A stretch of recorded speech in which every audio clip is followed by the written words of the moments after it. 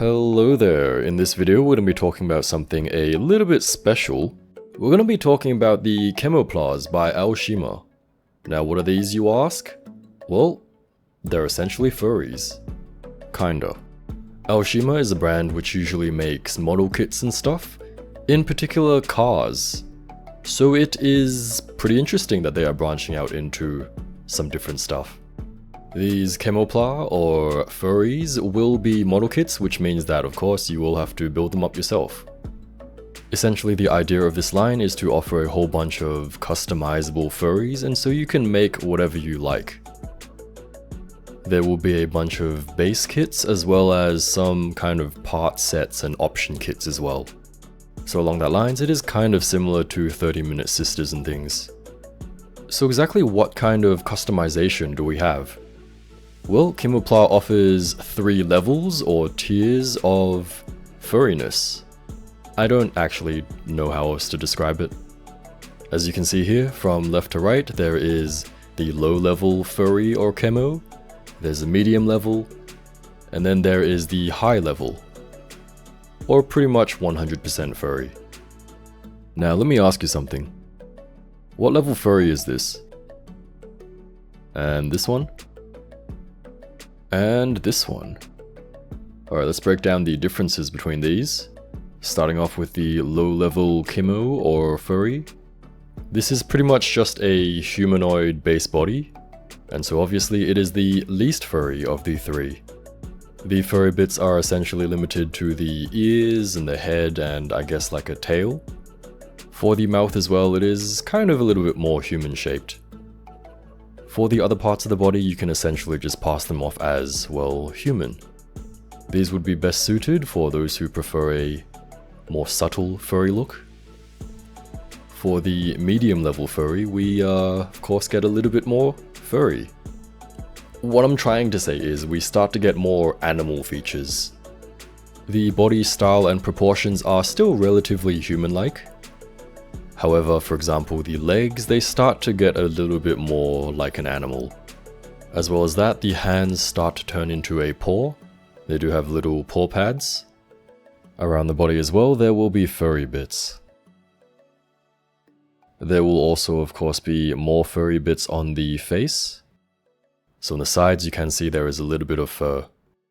Now when you go full furry, this is essentially what you have. Of course, here we have the strongest emphasis on the animal bits. All around the body, it is a little bit thicker. So you can see here with the arms. And we also have little claws as well. I mean, they're not exactly that little.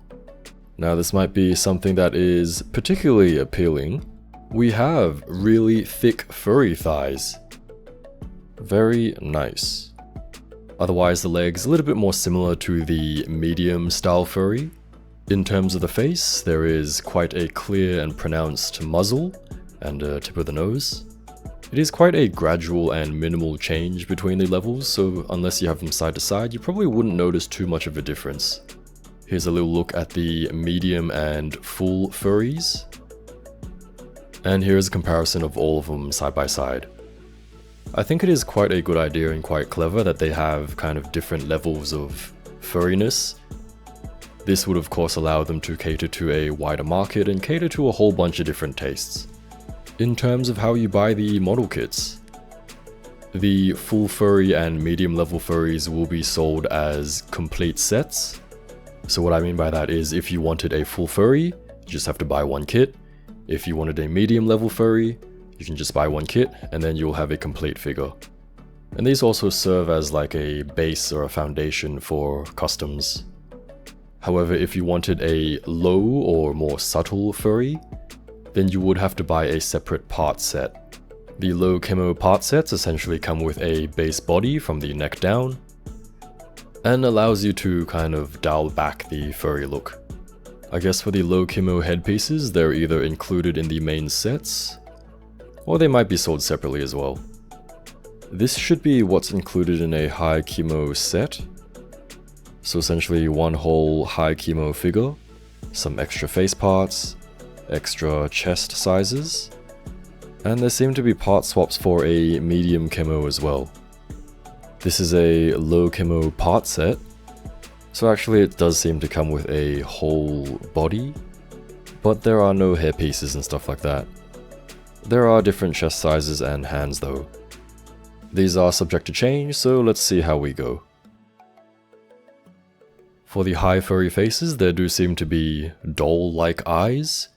I'm not sure if these are actually movable eyes like Husky and Snail Shell, or just interchangeable eyes. But either way, it is a pretty cool feature. For mixing and matching and customs and things, it seems to be a fairly standard model kit design and joint structure. The neck and thigh joints will be 4mm, and the bicep and tail will be 3mm. So fairly standard model kit stuff. Even if it doesn't fit exactly, it shouldn't be too hard to mod it. As you can see here, they do fit nicely with Megami device. So that is pretty cool. Another cool thing they've done is with the thigh articulation here. There is a kind of ringed shaped outer part. This seems to be designed to improve articulation while still keeping the aesthetic intact. So whatever direction or angle you have the leg moved, you can kind of rotate the ring accordingly. You can have the leg kicked up, or your furry kind of kneeling or crouching, and then you can just rotate the little ring around. Again, it does help to minimize gapping, and in general will just help the kit look good in any angle and pose. So here are a few pictures of the furries built up. These were displayed in the, I believe, Shizuoka Hobby Show in Japan. These do seem to be painted up a little bit though, and there is some shading. Not sure how they'll look just straight built, but it shouldn't be too different, as there is some color separation there already. Another point to note is that most of these will not come with clothing. However, because they are model kits, approximate size to Megami device and stuff like that, they should fit 1/12 stuff quite well. I believe there will be some specific character designs that may come with clothing, or it'll be like a separate add-on or something. For example, this is Rinka, the grey wolf. Seems to be their mascot. I believe she will come with her clothing as well. Otherwise, there are some examples of them dressed up in A-Zone stuff. This is A-Zone's 1/12 clothing.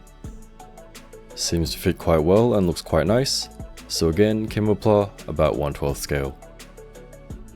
A little extra inclusion, there seems to be a Chibi Rinka as well. Very cute.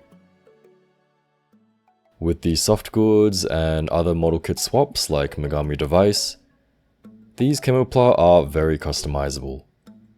Additionally, of course, they do have their own customization as well, being the low, medium, and high Kemo levels. So all in all, I think these are pretty cool, something to look out for. Of course, again, these are model kits, so you will have to build them up yourself, as well as do some painting and extra finishing if you want them to look as nice as regular figures.